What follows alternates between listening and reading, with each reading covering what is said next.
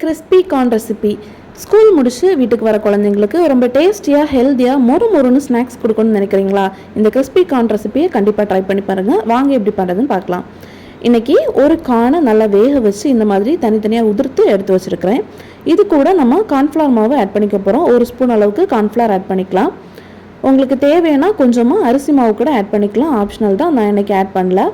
இது கூட கொஞ்சமாக சால்ட் ஆட் பண்ணிக்கலாம்.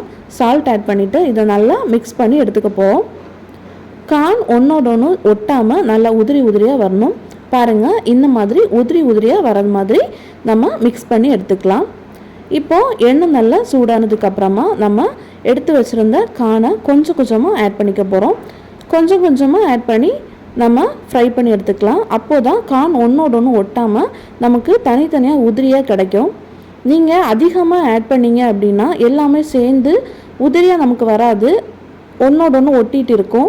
இப்போ பாருங்கள், சூப்பராக நம்மளோட கிறிஸ்பி கார்ன் ரெடி ஆயிடுச்சு. நல்லா உதிரியாக வந்திருக்கு. ரொம்பவே கிறிஸ்பியான சூப்பரான கார்ன் நம்ம ஃப்ரை பண்ணி எடுத்தாச்சு. இந்த மாதிரி எல்லா பேட்சஸுமே கொஞ்சமாக ஆட் பண்ணி நம்ம ஃப்ரை பண்ணி எடுத்துக்கலாம். இப்போது இது கூட நான் கொஞ்சமாக ஜீரகத்தூள் ஆட் பண்ணுறேன். ஜீரகத்தூள் ஆட் பண்ணதுக்கப்புறமா கொஞ்சமாக ரெட் சில்லி பவுடர் ஆட் பண்ணிக்கலாம். கூடவே கொஞ்சமாக பெப்பர் பவுடர் ஆட் பண்ணிவிட்டு இதை நல்லா கலந்து விட்டுக்க போகிறோம்.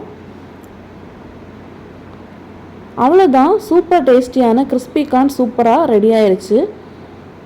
கண்டிப்பாக இதை வீட்டில் ட்ரை பண்ணி பாருங்கள். குழந்தைங்க நிஜமாகவே இன்னும் தாங்கன்னு கேட்டு வாங்கி சாப்பிடுவாங்க.